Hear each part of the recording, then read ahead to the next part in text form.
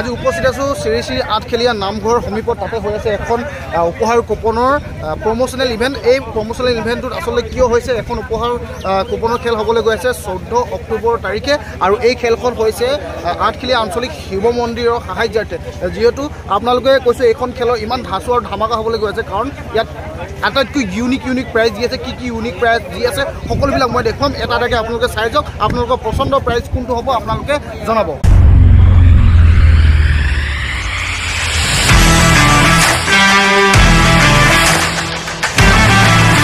প্ৰথম পুৰস্কাৰ যিটো দিয়া হৈছে এখন দেখিছে টাটা চাফাৰী বগা কালাৰৰ দেখিছে আপোনালোকে টাটা চাফাৰীখন একেবাৰে এখন সুন্দৰ গাড়ী। তাৰপিছত যদি চাবলৈ যায় থাৰ আছে, থাৰখন বাৰু প্ৰতিখন খেলতে প্ৰায় থাৰ থাকেই, তো এইখনো থাৰ দিয়া হৈছে আৰু ইয়াত বুক প্ৰাইজো আছে, মই দেখুৱাই যাম লাহে লাহে। তাৰপাছত এইফালে এখন আছে দেখিছে ইগনিছ এখন বহুত ধুনীয়া গাড়ী।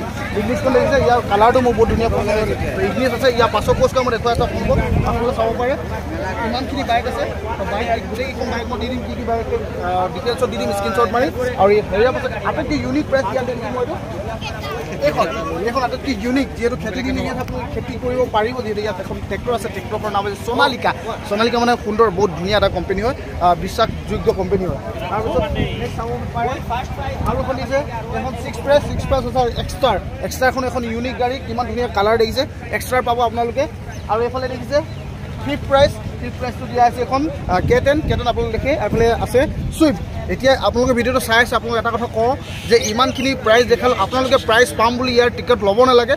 যিহেতু আঠখেলীয়া আঞ্চলিক শিৱ মন্দিৰৰ সাহায্যাতে খেলখন খেলাইছে, তো শিৱ মন্দিৰ ভাগি যাতে বনাই তুলিব পাৰে। যিহেতু যিকোনো কাম চৰকাৰে যদিও কৰিব নোৱাৰিছে সেইখিনি কাম কৰিবৰ কাৰণে ইয়াৰ সমাজ সচেতন ব্যক্তিসকল আগবাঢ়ি আহিছে। সমাজ সচেতন ব্যক্তিসকলক আপোনালোকে মাত্ৰ 100 টকা এটা ডনেশ্যন হিচাপে দিয়ক, দান হিচাপে দিয়ক। মন্দিৰ ভাগি বনিলে আপোনাৰ জীৱনৰ সাফল্য হ'ব। গতিকে সেইটো কাৰণে আপোনালোকে দিয়ক। ইয়াত টিকেটৰ প্ৰাইজ পাম বুলি দিব নালাগে। আপোনালোকে দেখিছে বাইক কিমানখিনি আছে আৰু ইয়াত বুক প্ৰাইজো আছে। আপোনালোকে এইখিনি বাইক প্ৰাইজত আছে। এইখন এখন কিমান ধুনীয়া বাইক দিছে, ৰয়েল এনফিল্ডৰ বাইক।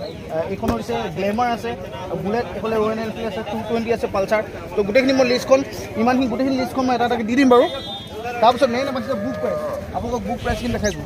এইবিলাক চব book prize, Royal Enfield book prize আছে, লেপটপ আছে, ফ্ৰিজ আছে, ৱাশ্বিং মেচিন আছে।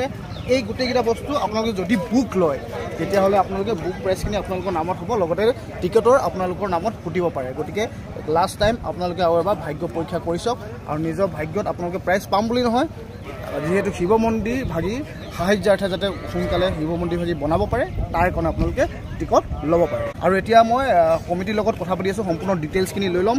কি তেখেতলোকে কেনেধৰণে আয়োজন কৰিব, ৰুল ৰেগুলেশ্যন কি থাকিব আৰু পাৰ্মিশ্যন সকলোবিলাক আছেনে নাই, কেনেধৰণে কৰিছে, সেই বস্তুটো আপোনালোকে ভালকৈ জানি ল'ব, নিশ্চয়তা কৰি ল'ব।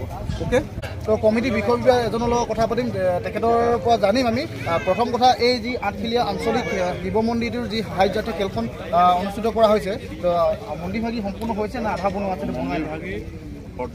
মন্দিৰ ভাগি অকল মন্দিৰ ভাগিহে হৈছে, বাহিৰৰ বহুত কাম বাকী আছে এতিয়াও। মানে এক কথাত ক'বলৈ গ'লে মন্দিৰ ভাগি অৰ্ধনিৰ্মিত অৱস্থাত। আচ্ছা, মন্দিৰ ভাগি অৰ্ধনিৰ্মিত অৱস্থাত আছে। সম্পূৰ্ণকৈ নিৰ্মাণ কৰিবৰ কাৰণে যথেষ্ট অৰ্থৰ প্ৰয়োজন হয় জানে, আৰু চব ক্ষেত্ৰত সকলো ক্ষেত্ৰত চৰকাৰে হয়তো সহায় কৰিব নোৱাৰে। সেই ক্ষেত্ৰত যদি ৰাইজে নখ জোকাৰে তেতিয়াহ'লে নৈ ব'ব। আপোনালোকে এইখন খেলৰ কাৰণে আপোনালোকে টিকট ল'ব, কিন্তু প্ৰাইজ পাম বুলি আপোনালোকে ভাবি ল'ব নালাগে। জাষ্ট মন্দিৰটোৰ যাতে মন্দিৰ ভাগি সম্পূৰ্ণকৈ নিৰ্মাণ কৰিব পৰা যায়, সেই ক্ষেত্ৰত আপোনালোকে মন্দিৰলৈ ডনেশ্যন দিছোঁ বুলি নিজৰ মনৰ পৰা মন উজাৰি আপোনালোকে টিকট ল'ব। যিহেতু আপোনালোকৰ সেই অকণমান সহায় আৰু বৰঙণিৰ মাজেদিয়ে এই মন্দিৰ ভাগি সম্পূৰ্ণ হৈ উঠিব।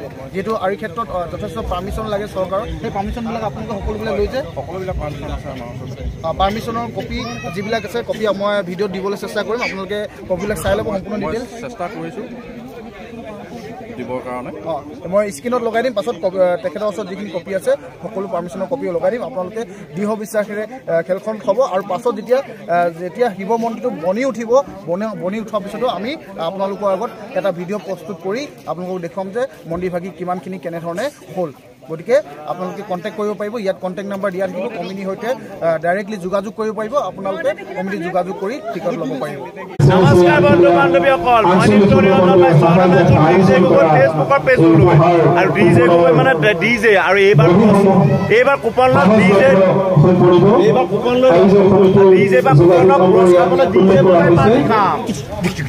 আমাৰ মাননীয় video' creator DJ DJ DJ DJ খবৰটো অসমৰ গায়ক ভূমিয়ে প্ৰচাৰ কৰি তেখেতসকলৰ কৰ্মৰাজিৰ দ্বাৰা এই পইচা পাবা খেলখনিক জনতাৰ মাজলৈ লৈ পইচা পাবা যাব বুলি এইবিলাক কি আছে চাই লওক টিকেটৰ ফটোকপিটো আপোনালোকক দি দিছোঁ অতি সোনকালে আহি আছে খেলখন আপোনালোকে টিকেট ল'ব পাৰিব কমিটি কণ্টেক্ট নাম্বাৰ মই দি দিছোঁ কমিটিক কণ্টেক্ট কৰিব পাৰিব যদি কিবা ইনফৰ্মেশ্যন ল'ব থাকে আৰু মোকো কণ্টেক্ট কৰিব পাৰিব আপোনালোকে